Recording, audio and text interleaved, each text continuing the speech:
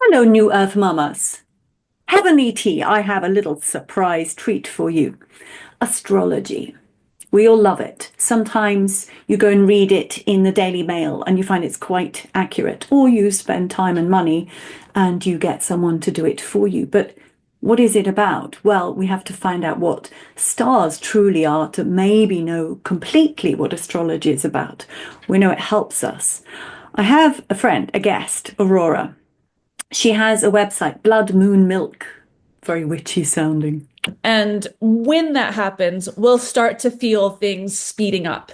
And it's going to then, from February till right through to the end of the year, very, very fast paced. That's her, and she runs a daily blog since 2018 and has studied since 2008. So it's kind of like me with my improvisation and inspiration process. We're well grounded into it.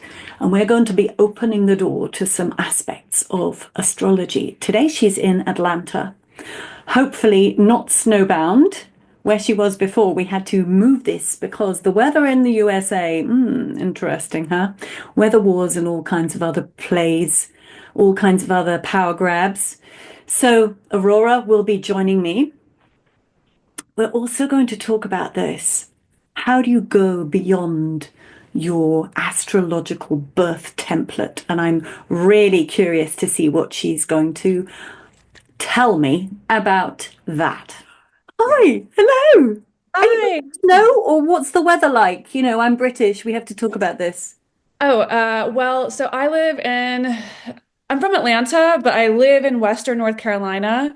And so it's been really, really cold, and Atlanta's been dealing with snow, and North Carolina's been dealing with a lot of snow, like over the last 3 weeks or so. Mm. So it's just been very cold and very quiet. But I was driving to Atlanta yesterday because I have stuff down here I need to do. And the roads were just ice. Like my friends in Atlanta were calling me to say, like, don't come because Atlanta does not know how to deal with being cold. No, I mean, no. I spent some time in Atlanta. I can vouch for that. Yeah. Did you put Yeah. like chains on your tires or anything like that? Did you just, No, no. I looked at the weather, and having lived in North Carolina for as long as I have, I was like, this will warm up enough by the time I drive down there. It'll be fine. And it was, but it just meant that I had to wait to get on the road until it was a little bit safer and a little bit warmer than I would normally leave earlier because it was extremely cold. It was 8 degrees Fahrenheit, which is in yes, Celsius, that's like it's negative. minus 13 or something? Yeah, Yeah. yeah, it's very cold. Um, but I used to live in England. I lived in England for a long time. Did you?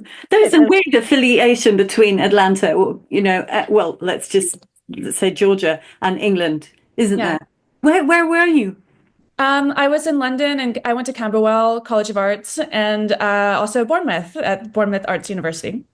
It's not too far from where I am, actually. Oh, really? Are you down in the Southwest? Yeah, I'm down in the southwest, so I'm between, well, I've got Exeter about an hour and a half, Bristol an hour and a half, and Glastonbury probably, just over an hour. So I'm that little spot. Yeah. Oh, I miss it. I was just over there in December for a wedding, all the way up in Stoke.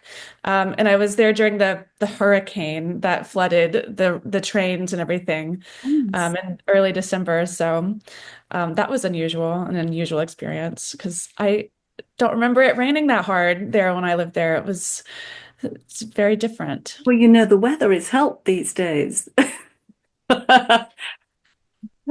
Yeah, I mean it's changing. It's changing. I mean, this year I've lived through the hurricanes in Western North Carolina, which is, they're saying it's a once in a 30,000 year storm. Um, but sadly, climate change is a real thing, and it's happening more and more. Yeah, I would really, really disagree on that because I did my PhD in sustainable development back in 1999.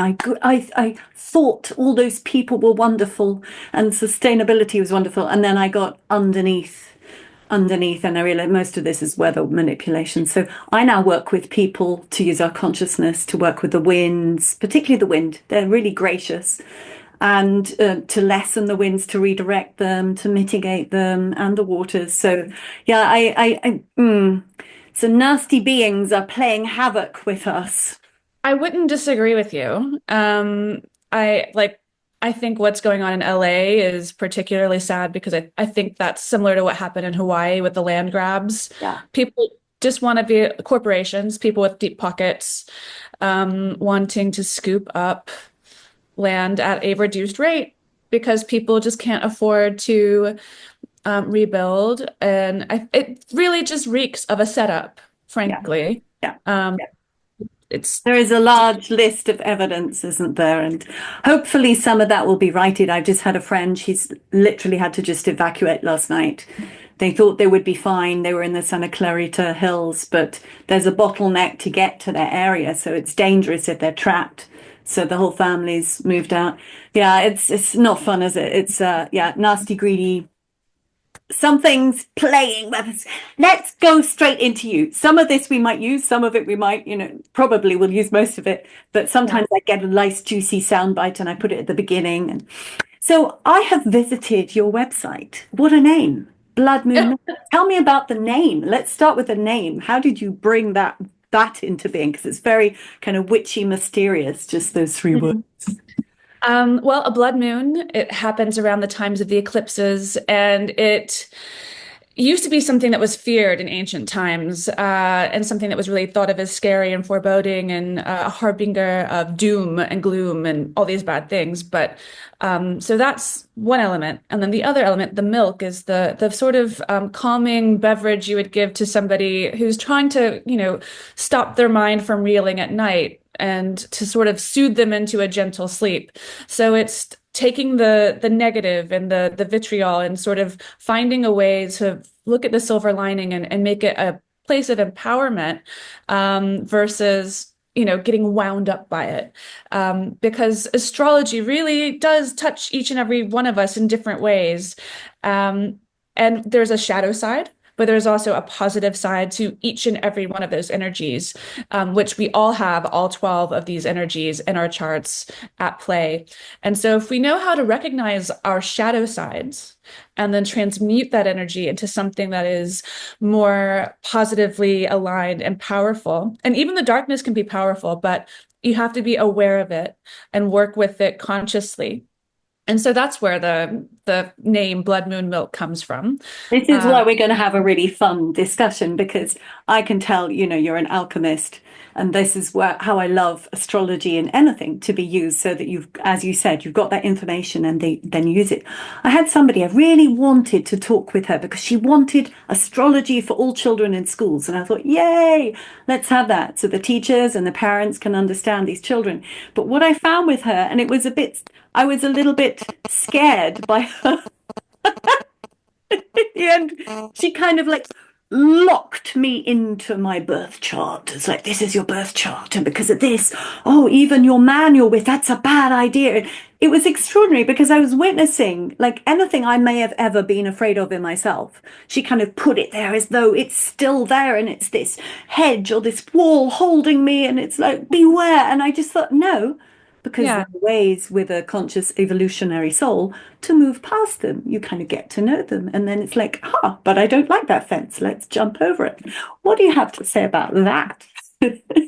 Well, I think I would say I am more of an evolutionary astrologer in the sense that our birth charts are kind of like our thumbprint or our blueprint. It gives us sort of a sense of our baseline operating system.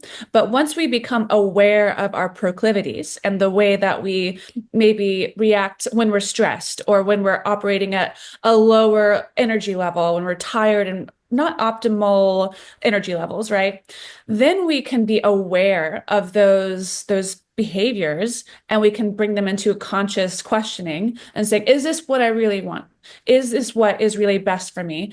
And meditating on it and really mulling it over and working with that energy. And we do, as humans, we have the gift of free choice. We have that ability to choose whether or not we want to behave in a certain way, or we say, I recognize I have behaved in a certain way, and it hasn't always been to my benefit. So I would like to work on exploring another way to express myself and to cope with these energies because the world is still going to be the world out there, but what we do with it internally, what I do with it internally in my own mind, in my own heart, my own energy field is up to me. That's my choice.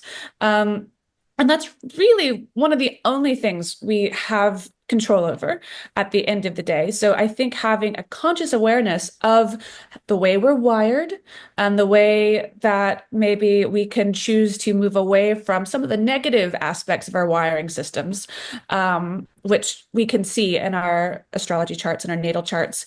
But we also can look at things like progressions. In terms of evolutionary astrology, we tend to learn and grow as our lives unfold on this planet. And so we can look at where those progressed planets move to get more insight on not just the way we were wired when we were born, but the way we have developed and we are wired now as well.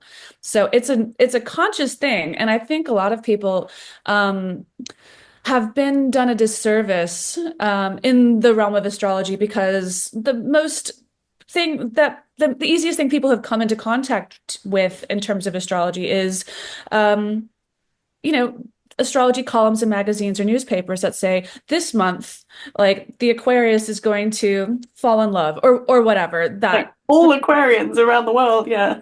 yeah, and it really does the practice a disservice because it just dumbs down the practice into such small vitriolic bites that have almost no bearing on the real, true historical practice of astrology.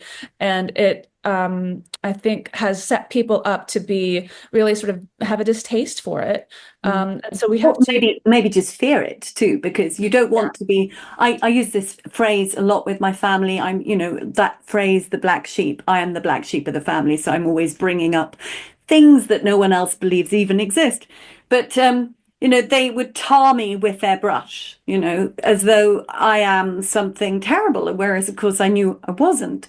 And it's a fascinating thing. If you've got a map, you might have a really poor start. Well, for your perceptively poor start on your astrology, but that's actually more of a testament to the strength of your spirit. So have you got a term? I like that evolutionary astrology, or have you created another specific kind of term around that? I mean, evolutionary astrology is a practice within astrology. There's mundane astrology, which has to do with world events. It comes from the Latin term mundus, and it talks about how we kind of see events unfold in a public space. But evolutionary astrology kind of came about in the 60s, 70s as a way to look at the soul's evolution. So that's not something I came up with. I cannot take credit for that, but it is a practice that I incorporate into my skill set when I work with clients. Yeah, I love that. When you were talking about these things that we avoid or not, I was thinking about my son. I have 3 children, and my youngest son, they had a really tough divorce to go through. Okay, so a lot of things were disturbed that never ever should have been. At least he had an early childhood with me. He's very powerful. He's as tall as Baron Trump. Okay, he's 6'9", very good looking, beautiful guy, bright, dyslexic and left-handed. Incredibly capable. And he said to me a few years ago, I have to be careful because people just do things for him. He will even just sort of think it and they'll do it, and they do it very easily. And so he understood that's his potential shadow because, of course, you could run rife over many. And he early on kind of realized, he had to sort of really watch that so that there is love rather than just his sheer energy kind of inspiring them willy-nilly to do what his will was. And I thought that was a fascinating example of something like that. Would you say that's a kind of an accurate appraisal? Oh, I think that's an example of somebody who's incredibly aware of their energy and their effect on other people. And it's probably reflected in his astrology chart. If we were to pull his natal chart, we would see signs and signifiers and placements in the planets that suggest intuitive control or suggestiveness over others in his chart. He's born on the 13th as well. 13th. I know that's numerology, but even so, that's the sort of magician, it kind of figures, doesn't it? Well, there's 13. So the way our calendar is now is not the way the calendar was when astrology first started to be practiced. That happened later, and there's 13 new moons in a year. And so there used to kind of be 13 months in the year. And it makes more sense when you look at the way the ancient calendar was set up. But now we have to kind of grapple with the way it is now. But 13 is definitely a number of transmutation and of alchemy and of power as well. Mm. So not at all surprising. Do you bring that 13th sign in, the Ophiuchus? Because I know that from Laura Eisenhower, she always talks about that. And it made sense for my chart too, that kind of Chiron aspect I found Mm. helped work Um, out. I don't use it because it doesn't really work in my system, but I think it's interesting to question it and to theorize about it, and to investigate it. But it's not something I use on a daily basis because it's the software that I use. I use a few different things. It's just not incorporated into that. Mhm. And so it makes it kind of difficult. I would have to come up with my own set of software code, if you would, to be able to really integrate that into my practice, which I use several different tools for it, but they all have to kind of work together in the same house system, the same, tropical zodiac, if you will. So, like all those things need to work in harmony for things to be consistent. How much do you think your intuition comes in when you've got, let's say you've even used a couple of different systems to get a chart together for someone you don't know? I think because I work always intuitively and sort of in cooperation with my soul to awaken that person's soul as well. It's a beautiful process, isn't it? And I have the feeling that's what you do too, but it would be lovely to find some words. Can you put it into words, do you Oh think? yeah, yeah, absolutely. So um, I'm a very intuitive astrologer. In the past, I have just printed out a person's natal chart with the transits on the chart. So I could just bring the piece of paper to a client and talk with them about what is on this piece of paper. These days, I do Zoom sessions, but either way, as I'm looking at this chart, things will emerge that aren't necessarily showing up in transits, but some placement will kind of be in neon or start to really just stand out to me.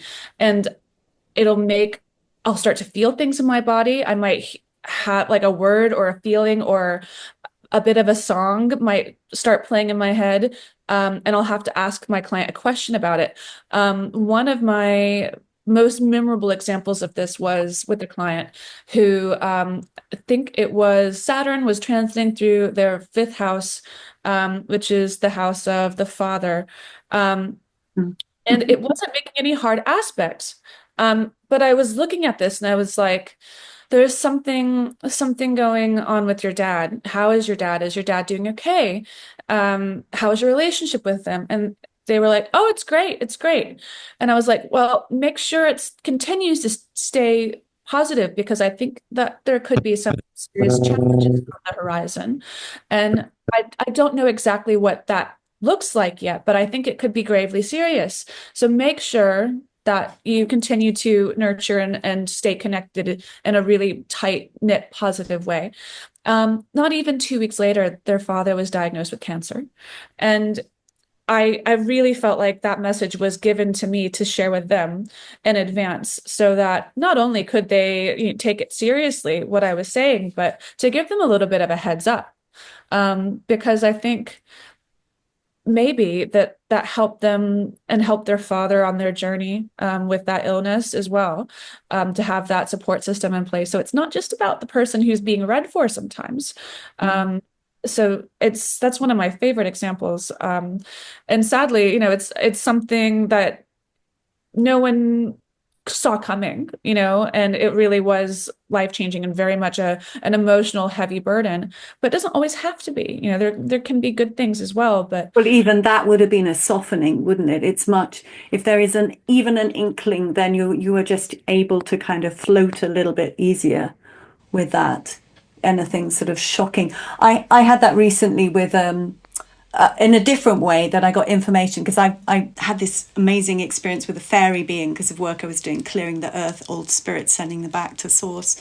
And so she literally appeared. It's like, okay, this is amazing. And I've been talking to her. And so she just sometimes throws out a bit of information, like something about my fiance, who I can't be in touch with, something about my dad.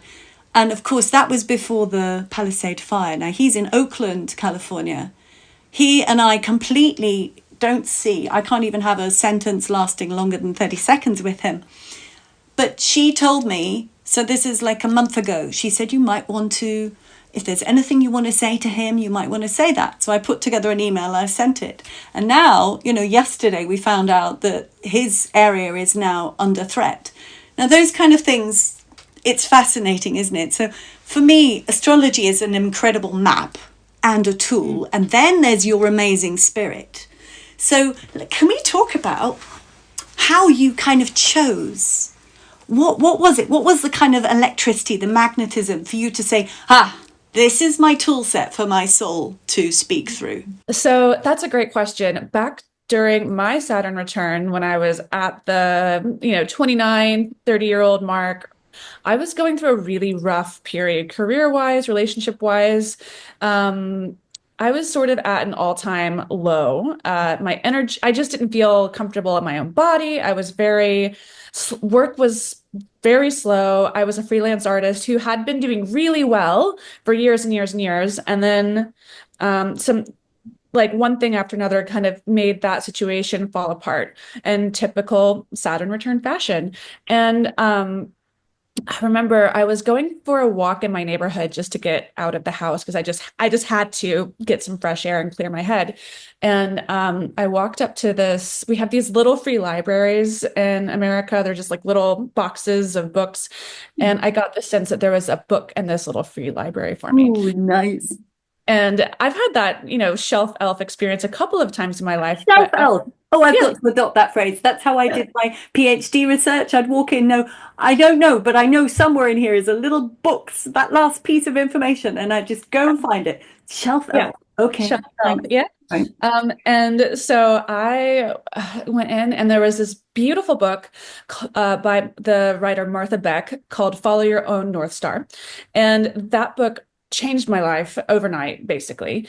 It wasn't at all to do with astrology necessarily, but what it did was taught me her techniques that she used for meditation. And she was an art teacher, an art professor at Harvard University, and she kind of got to use some of Harvard's science labs to monitor her brain processes while she meditated. So she got to back up her practice with the scientific aspects of what was going on when she went into the beta brain waves. And I started meditating, and I would say within a month, my life started to change. And within 2 months, 3 months, my life was totally different. And I really became just profoundly committed to meditation. So was this every day, and how long? Just because it's always fun when people hear that. It's like, whoa, okay. So they want to know, what was the consistency of that? I would say I tried to do it every day, but I'm terrible at it. So this is the thing that brought me to this. I was not consistently good at it, but every time I managed to do it, and do it sort of correctly, I could feel myself getting in touch with energy and in touch with, things that just made my life better. I mean, I was broke, so broke. I was looking for change in a couch to go take to the bank to pay a bill. I think the bill was $20 or something like that. And I had like maybe $25 in change in socks that I took to the bank. It was like, here. And the teller was like, she was so sweet to me. She was so sweet. She said, it's okay. We've all been there. And I was just like, just sad, and I had never been in that kind of situation financially ever. And then started meditating. We're taught to measure our value by how much money we have, don't we? Which is right from the start, but yeah, okay. Especially if you're a creative and you're used to being paid for your creativity, and in the Western world, yeah. Anyway, it's kind of gross, but that's where I was, and I was just very frustrated. a week later, there was a check in my mailbox for $10,000. Whoa. Like, and I'm not going to promise that you start meditating and money comes flowing in like that, but it was during meditation that I felt this incredibly gentle pink bubble of light just kind of settle on me and go, it's okay. It's okay. It's all going to be okay. And Those that, states of grace are just phenomenal, aren't they? It's just, I had it recently, just there was something upsetting me a little, and I just chatted to my friend in New Zealand, just on Messenger, and she pulled a card for me, and then I said to her, "What did you do?" And because I just got a packet of grace descend upon me, and it's just delicious, isn't it? Of course, I do that through my meditation. I allow it usually, but it was just really cool that suddenly I knew her little beautiful thought of a gift of love had just whoop, landed upon me. It's gorgeous stuff. Yeah, we need to understand how tangible that is. Okay. So £10,000 in the post, and you've started to meditate now. Where did this astrology come in? so I went to the bank as soon as I saw that check and like deposited it. And I had the same teller. And she was like, my, what a difference a week makes. And I was just like, I left crying. I was just like, yeah, this is insane. And I went back and I was like, somehow meditation is connected to this and some like this feeling of everything is going to be okay and having enough.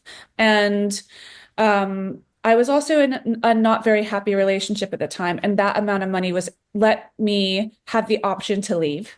And I found an apartment and started living by myself with my dog for the first time as an adult. And it just gave me this incredible breathing room. And then I thought, like, well, how can I really love meditation and I really love I've been into astrology since 2008. So astrology and looking at astrological transits and patterns has been something that had been in my practice since I was at uni in England. And it was my hobby. But I was like, well, what if I sort of marry the practice of meditation with astrology? And that was the idea at the core of Blood Moon Milk Astrology, the podcast, when it first formed in 2018, was bringing together my interpretation of the energies of each new moon and each full moon and helping people with meditation prompts for that specific moon and the energies that were surrounding that lunation. And to help people understand it and also to help them build meditation practices for mindfulness and for manifestation. I And so love that this thing because always this was you getting back to your kind of balance and personal ability to thrive. And then, of course, it automatically opens the next gate, doesn't it? This is this thing. I'm looking a lot into how much can a being, one little tiny human being, allow through the being energetically to kind of move through into the atmosphere, consciously or not, packets of data, information, videos, talks, writings, or just literally the air you breathe through programming that water vapor in the air and changing the vibrational field. I'm just so fascinated by the science of influence and transfer of energy and everything moving. And so I know that astrology is a really big tool because I love to listen. Go to, Tara Janine and Meg Moonbeam. I think she's great. She's really interesting the way she looks at things. And it's fun and it's comforting.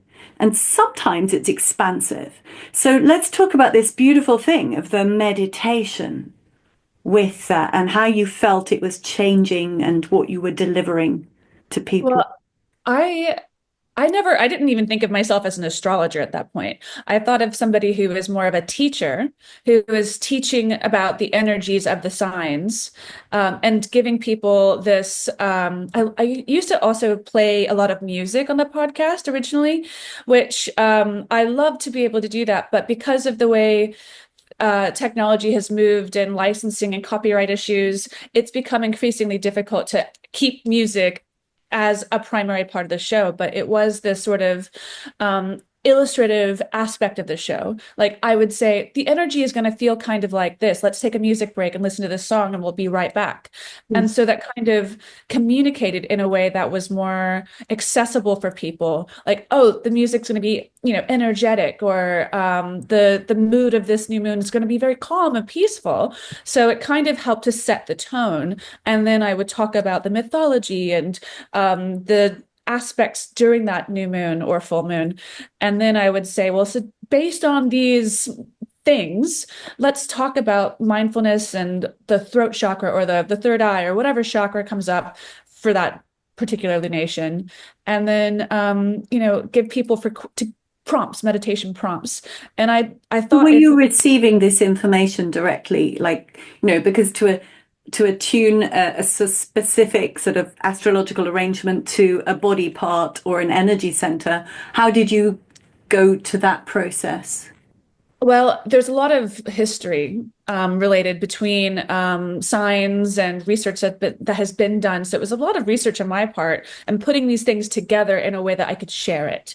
So I would have a book, or I would have a crystal, or and just like these little pieces of information would kind of jump out at me, and I would be, oh, I should put that in there. And so it was kind of this organic, intuitive process of sharing things that I had come across in a way that could be helpful for other people.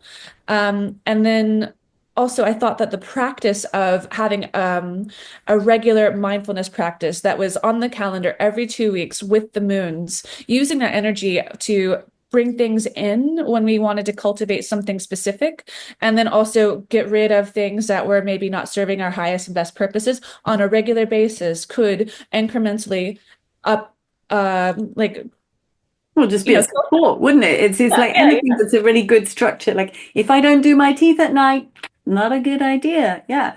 So regularity is something. Yeah. Exactly. And so also, because it's a system, we could also look at the way the energy is building over time and manifesting. So it takes 6 months from a new moon to be full in the same sign. So you give yourself 6 months to work towards a goal in practical, tangible ways, as well as meditative, energetic ways. And you write it down, and you see the changes in your life manifest over that period of time. Can we talk about the moon, just a little tiny sidestep, because we can carry on the story in a moment. But, personally, I believe the moon is a massive ancient ship that was brought here a long time ago to rebalance when Marduk was exploded in one of those crazy battles. But the fact that it's a great big body, a big thing in the sky does, of course, influence it. It changes the shadow, the amount of light, the amount of warmth, all kinds of stuff. It changes the gravitational pull, all these things. But I wouldn't say it's like Earth. I have conversations with her. She's a living being. The sun, the other planets, I perceive them as a vibrant being. How do you relate to the moon? Because I think it's a fascinating thing. It's been a control, a negative, a positive, all kinds of things in our world. I think one of my favorite things to remember about the moon is that no matter where you are on the globe, the moon is never bigger than your thumb if you put your thumb up over it in the sky.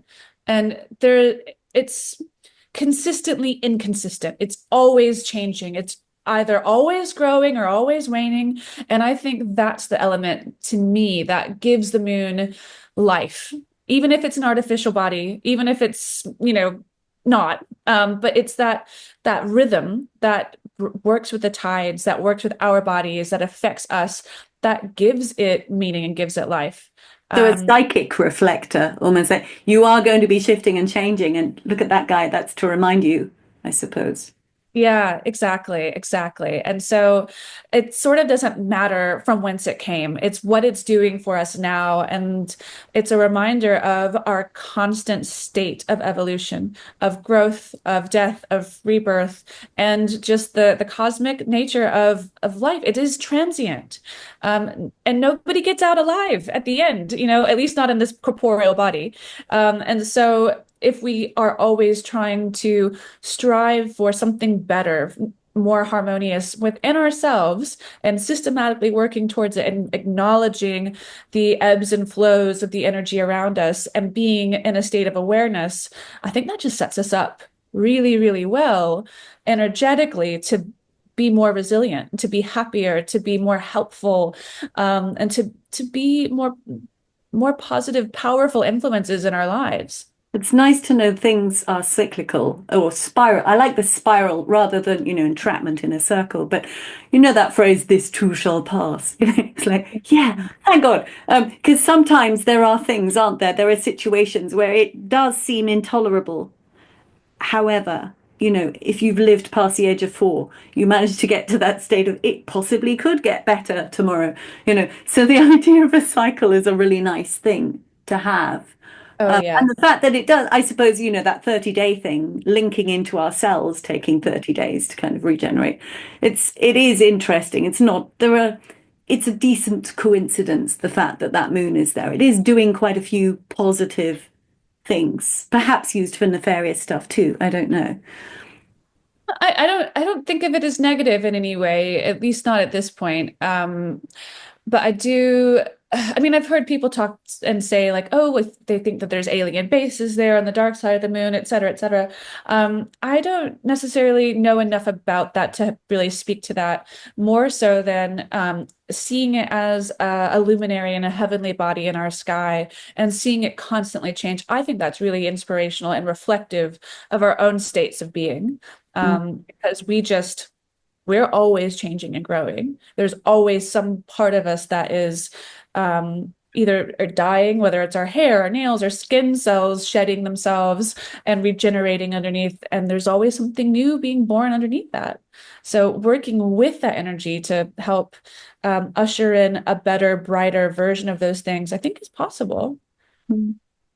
Now you're a part of the Gnostic TV network, aren't you? Yes, I Like am. me. And that's actually how we met people watching, through Jay, who is one of the co-owners of that organization. So this is the question I want you to kind of feel your way into, and I bet you've already got thoughts and feelings about it. But we're moving into defining our ideal world. Mm-hmm. As at least everything is starting to crumble. There's going Yes. to be a lot of very scary battles going on still. However, that ideal we're allowed to begin to build, I feel. So I would love you to present your kind of passionate vision for what you're doing with astrology, but also what it can do as this sort of, evolutionary astrology. I love that idea. And I just have this sense from everything you've said, because you're an artist too.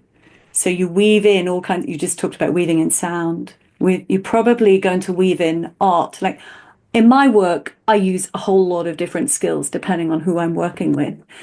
And I think that could be really interesting and juicy for people, because the old pattern is you give your details, they give you a chart, they tell you, and then ciao, that's it. And I have a feeling that you are something else.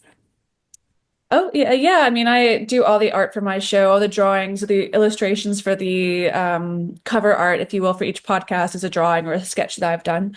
And I'm doing a new series now. I've had to use old art over the years that I did way back when I started the show initially, but now I've got sort of the bandwidth to create new sketches and more colorful drawings of things. So that's something I plan to continue forward with. And But you could I talk about what that does to a person. The frequency of a picture can give you much more information sometimes than words, can't it? Because of our filters. So, hey, this is your vision. Have you ever put it into words before? I'm forcing you. No, I'm inviting you. So, in terms of linking visual aspects with astrology and in terms of art and design and creativity, Well, yeah, uh, but more about what you believe you could do, because I think now it's the time of we're collecting all of our soul, past, present, future, parallel, and we're bringing the whole thing in. I think that's a huge question that I really need to sort of ruminate on and think about. But I think one thing that jumps out at me is that we all have charts, right? And we all have different points in these charts. And I think if we were to build a network of people based on similar placements within those charts and build a sort of support group within those placements, I think that could be a really interesting way to be able to sort of report back when things are happening, when we're going through things, and to be supportive so I'm an Aquarius rising, which means that over the next few years, Pluto will conjunct my ascendant in 3 years' time. And so I think there's other, Aquarius risings out there at a similar degree that will be on the same sort of trajectory as I am. And so I think something like that could be one way to sort of use this knowledge and this energy to build communities. And I think that the new earth, the new version of our societies will really be community based. Pluto and Aquarius is really all about grassroots, upwards mobilization and power rising, whereas Pluto and Capricorn, where it has been about consolidation of power into governments and big organizations. And we are seeing that. That is very strong right now, especially in America at the moment. You can see it just kind of parading around, and it's kind of gross. But I think that as Pluto moves through the sign of Aquarius, we will be reminded of our power as individuals, but finding other individuals who are on a similar wavelength and trajectory energetically. And it doesn't necessarily have to be using astrology, but I think that could be just one very easy tool to connect with other people.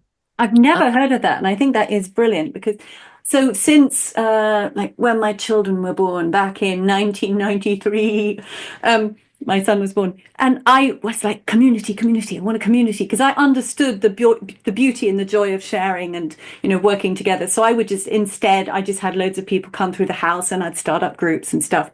And then I kind of studied it more and realized we're not mature enough yet for community.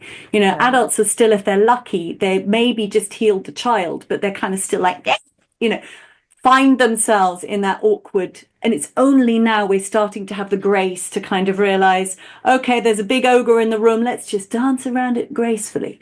So that's starting the community. But you need to create an app. I mean, that would be fascinating, couldn't it? I've never heard of that before. I love these. That's why I throw these questions at you, see. But that fellowship and literally a kind of scientific research too, because, as you know, these bodies, the stars, the heavenly bodies, and all the energy around us does affect us. That would be a really good way to kind of reveal it.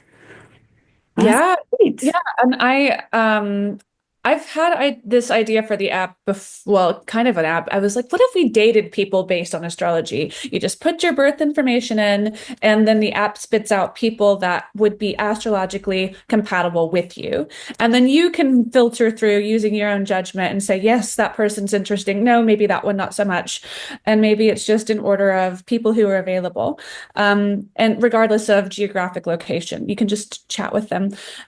So if anybody is a developer out there and wants to get in touch and work together on this collaboratively, let me know, because I'm not a developer. I'm an artist. I can do all the graphics for it and the art direction for it, but I'm not a coder. So that is not a skill I possess. I have a feeling it might be a little bit like the $10,000 check in the post. That would be just saying. Okay, maybe. I mean, I hope that that message finds the right person, the right set of ears, and somebody who's like, yep, I want to do that. I think it could be really beneficial, you know, and especially in a world where, as an American living in America, seeing what is happening on social media and to social media now, it's pretty clear to me that we are on the verge of state-run media in this country, if we aren't already. Just the way it feels, at least in terms of mainstream apps that we use. And so I think that it will be important to use technology in new ways. Aquarius energy is all about technology as well. So people using technology in novel ways to connect and to find those communities. And that's going to be a theme that continues for the next 20 years until 2043, when Pluto moves on into Pisces. So that's a long time for us to work together to figure this out. And things are not going to look the same very soon. This year, 2025, is the most dramatic year astrologically I have ever seen. And it's already happening. There is so much change. Every single planet is changing signs this year, which has never, as far as I know, it has never happened in one calendar year. And we have inner planets moving all the time, but the outer planets, they all have different timelines. And the fact that they're all changing signs within a 12-month period is a very big clue to me as an intuitive astrologer, that we are on the precipice of some massive changes, not only cosmically, but also socially on this planet in a very physical, tangible way. So my little inner earth being, I mean, she's not so little, but she just calls it the great turnover. Mhm. And I love that expression because I read a little book about, upside down people getting turned around the right way back to, our full soul nature. And it is crazy, isn't it? Because we all felt it for several years, then impendingly, and then you go and I suppose spend quite a lot of time studying it. It probably blows your mind, I could imagine. It's like, wow. Well, I think energetically, a lot of us feel it, before we see it, and we kind of get confused because we're like, well, we feel this change is coming, we feel it coming, but it looks really scary. But I think that fear feeling is serving a purpose. It's actually a higher purpose to get us motivated to come together and to form these communities that really are of a higher mind, of pure intention, that has the good of the people at its core, versus the good and benefit of the elite, the few.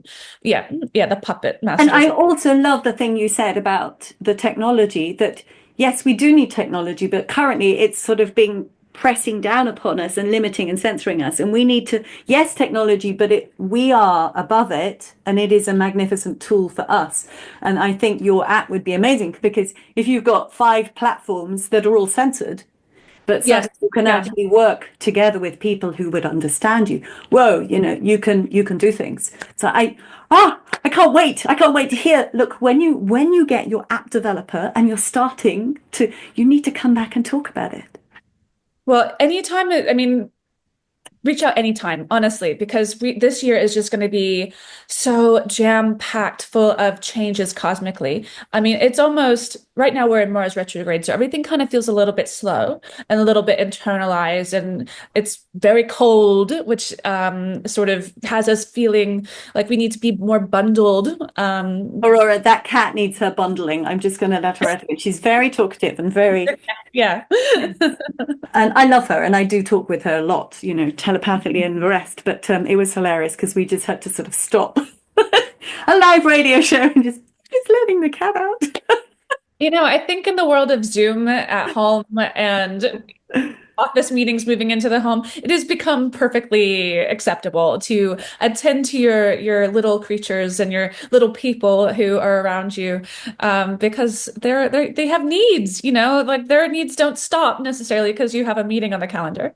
And in fact, this is what I brought through, which I love so much, is that because I had to do that, my host was then bringing certain threads together and recalibrating, which is perfect because the concentration level of listeners, we gave them a lovely little stop and a start again. So of course, integrating all these beings is the trick. Now, last words, because you're starting to say things specifically about, Mars and the slowness of now. It's precisely that. I've noticed people are kind of, there's a mixture of reactions going on. Some people are sort of hunkering down and knowing it's all going to be great. A few people are kind of panicking, and yet still it's this slothful, this sort of a very strange, it's like we're moving through very slow lava right now. That's how I feel. Do you want to sort of say anything about that before we kind of close?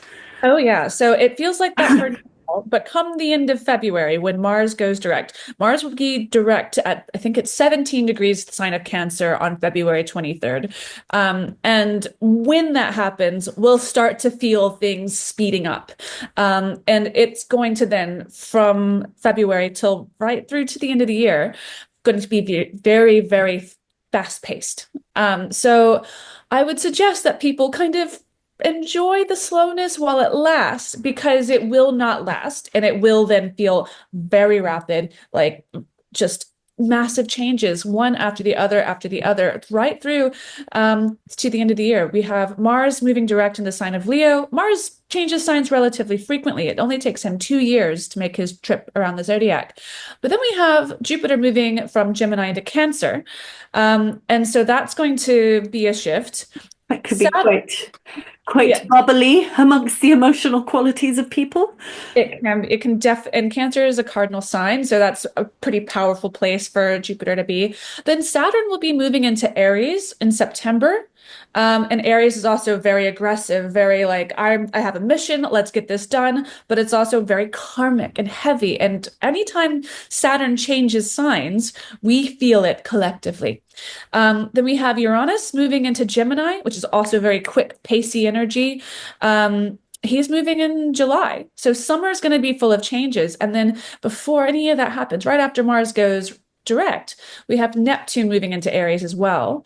And that's going to be heavy, aggressive energy, I'm afraid. The last few times Neptune has been in the sign of Aries, it has been the hallmark of a couple of significant conflicts, not the least of which has been the Revolutionary War. And also the Civil War as well, I believe, the American Civil War.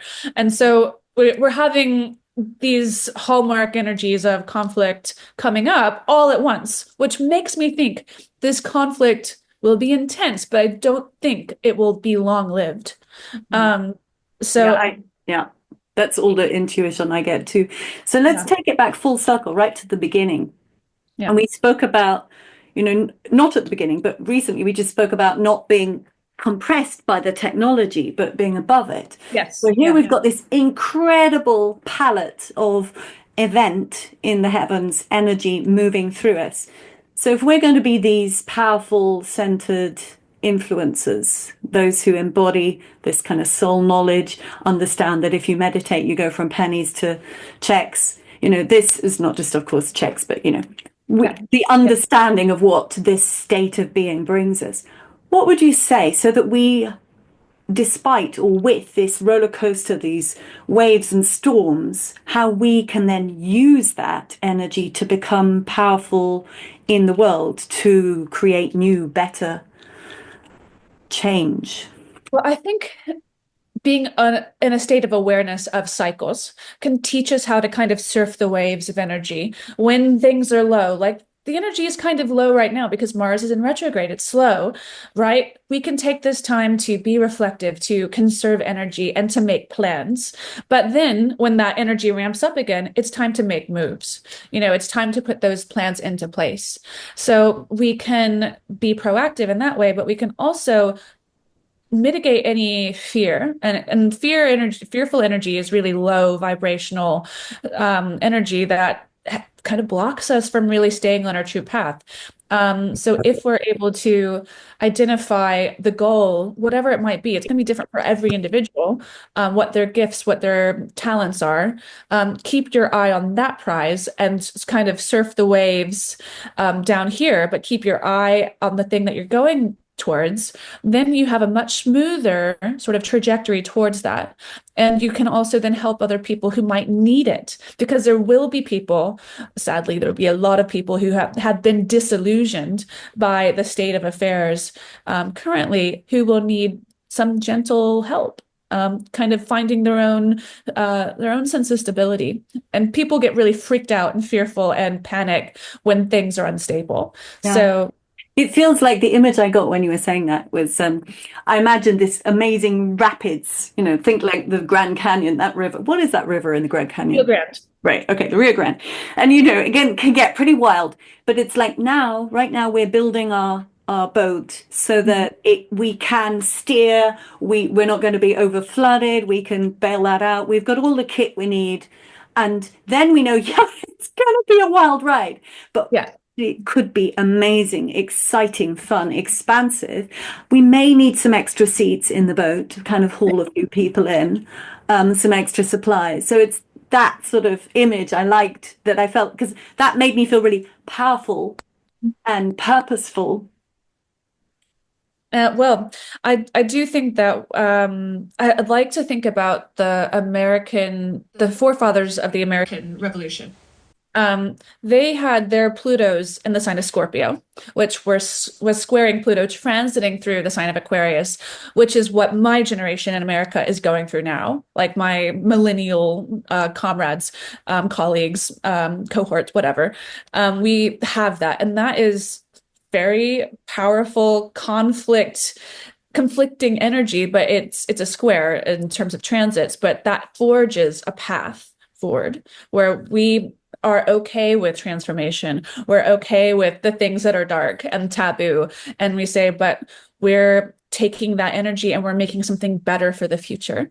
And I think that is an incredibly juicy thing that our souls signed up for before they came into these bodies for this life.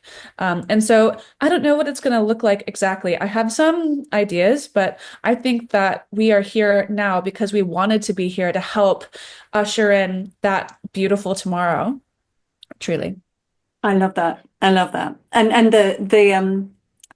the presence and the power in your voice, I felt like you really planted it in there. I felt that so like knowing, the state of you can have hope, but you were in knowing there and you were just issuing that information. And I love that because, we don't know each other, you and I. We kind of do. We never met each other before today. And I felt that in that statement, we got to that place where you were just completely being your whole big full self with that proclamation of where we can be. Thank you. Thanks, Aurora. Really lovely. Nice. Thank you so much. Yeah, let's keep in touch. Let's see what happens with your community app and the astrology. Oh my God. I need the developer to show up, please. Come email me, aurora@bloodmoonmilk.com, and we'll talk. We'll get in touch. Okay, and of course, her details will be below the video.